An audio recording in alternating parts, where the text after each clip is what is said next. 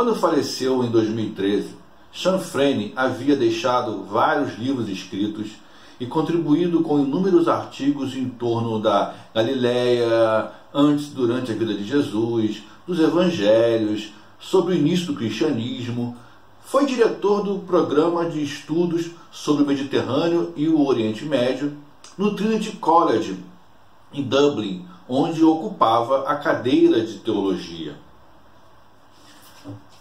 Jesus, um judeu da Galileia, nova leitura da história de Jesus, lançado em 2004 e publicado pela editora Paulus em 2008, como parte da coleção Bíblia e Sociologia, foi o seu penúltimo livro, e o segundo a ser traduzido para o público de língua portuguesa.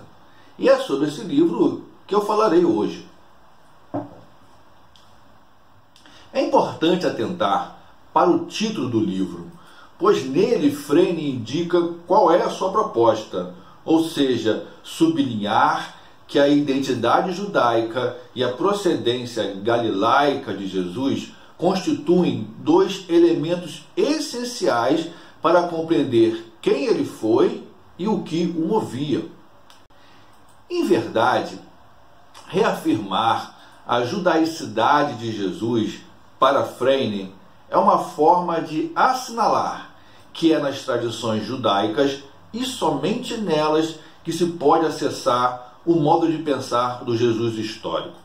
Com efeito, é desnecessário e inútil procurar aproximações entre Jesus e a filosofia grega cínica, por exemplo, para compreender seus ditos e seu comportamento. Ademais, Frene enfatiza que se a fase atual da busca do Jesus histórico se caracteriza por promover um deslocamento do aspecto religioso para o aspecto social, ela ignorou, por outro lado, um aspecto profundamente relevante, ou seja, a ecologia da Galileia.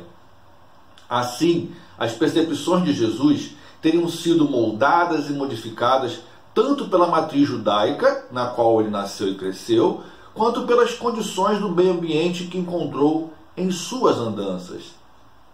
Em síntese, há um Jesus que pensa de um jeito quando habita no deserto durante o período em que foi um dos discípulos de João Batista, e um outro Jesus quando conhece a microecologia da Galileia com suas regiões férteis.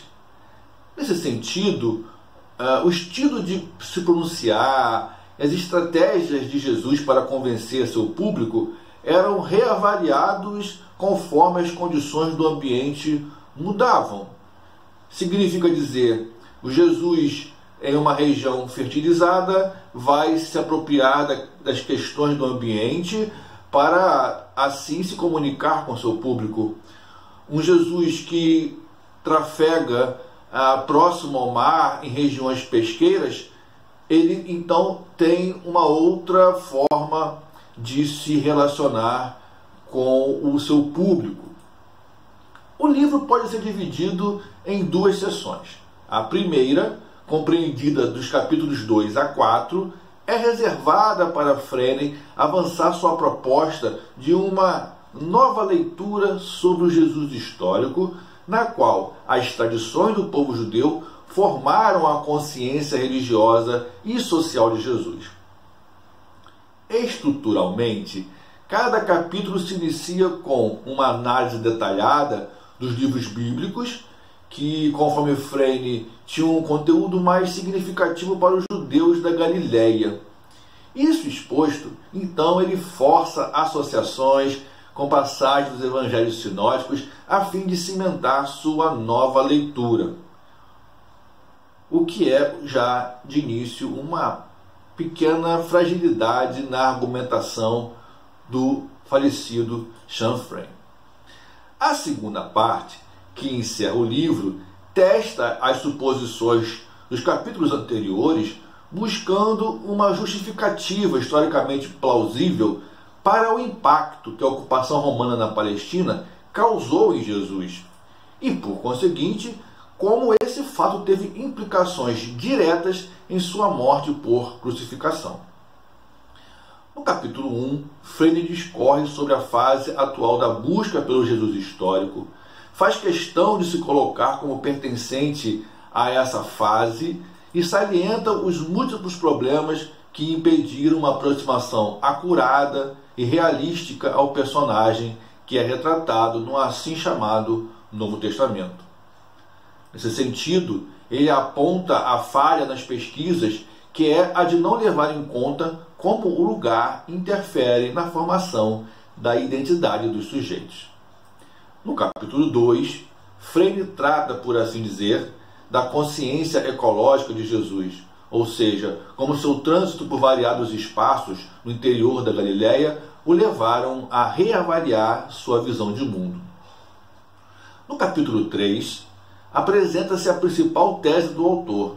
Jesus foi um leitor crítico do livro de Isaías, de tal sorte que seus atos e palavras foram fortemente influenciados pelas concepções teológicas nele inscritas. Jesus via a si mesmo como a personificação do servo sofredor de Isaías. No capítulo 4, Freire dá continuidade ao argumento do capítulo anterior e se esforça para mostrar que o tema da tradição de Sião, presente no livro de Isaías, exerceu um peso considerável no entendimento de Jesus e de seu grupo de seguidores permanentes sobre o quanto era crucial investir contra a dominação imperial.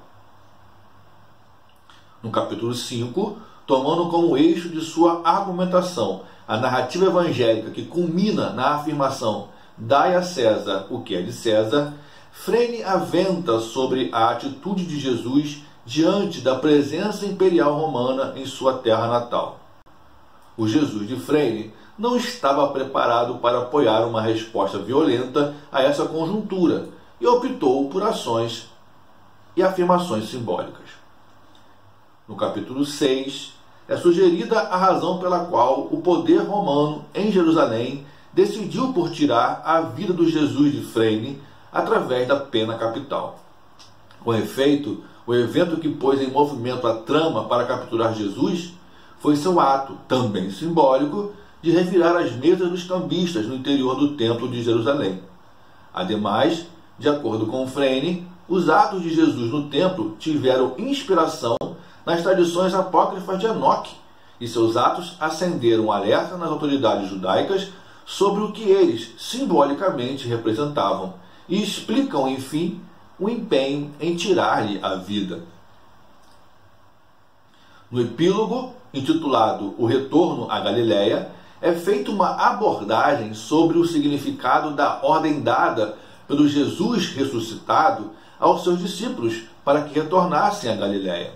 Assim, voltar para a Galileia era uma rememoração de que fora ali que Jesus primeiramente os desafiou.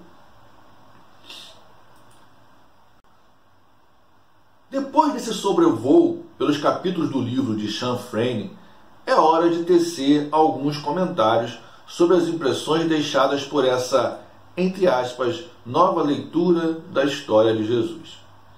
A primeira consideração que é preciso fazer diz respeito ao título do livro.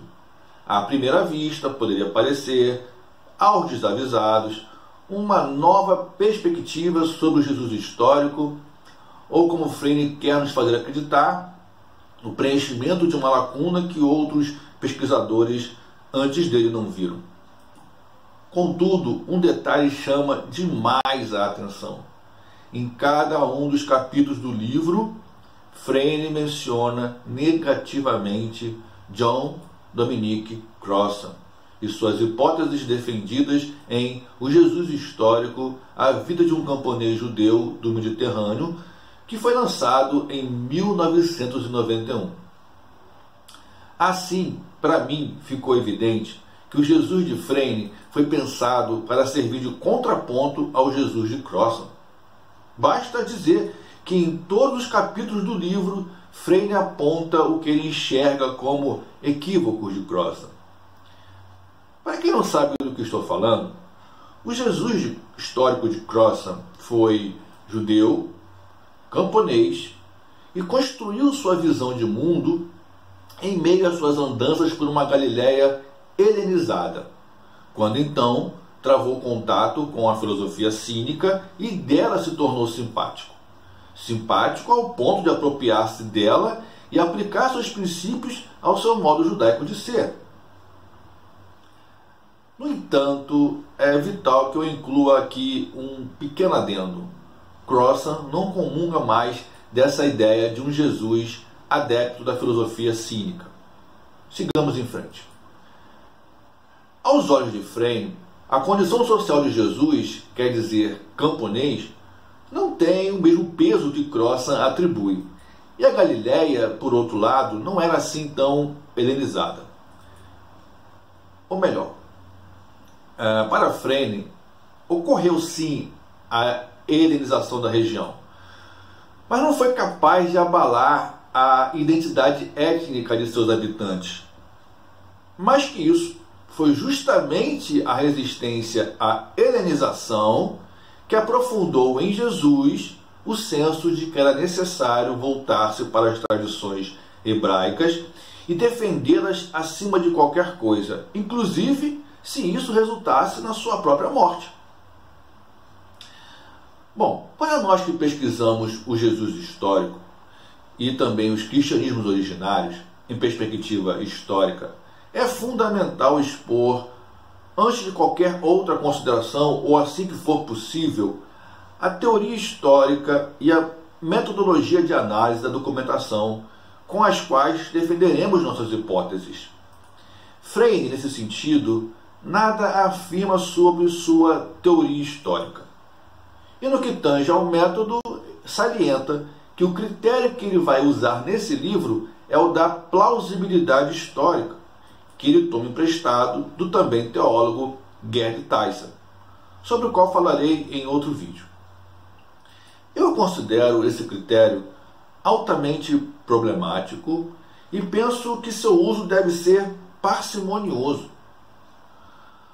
O critério da plausibilidade histórica ele foi desenvolvido para substituir outro critério de análise do material cristão literário, ou seja, o da diferença histórica. Segundo esse critério, aquilo que textos evangélicos afirmam sobre Jesus seria histórico e, portanto, autêntico se e quando não fossem derivados nem do judaísmo nem do cristianismo. Por esse critério, o da diferença, o Jesus histórico teria sido um sujeito que não exibia qualquer identificação com o judaísmo em que ele nasceu e não esposava das percepções que caracterizariam a identidade cristã que foi desenvolvida posteriormente. Assim, por esse critério, o Jesus histórico que podemos recuperar na documentação foi um sujeito que nunca foi judeu e também não foi cristão. Quase uma anomalia histórica, se eu consigo me fazer entender. Pois bem, essa questão dos critérios aí, para discernir na documentação o que pode vir de Jesus e o que não vem de Jesus, merece um vídeo e eu vou fazer. Aguardem aí, serão nos próximos vídeos do canal.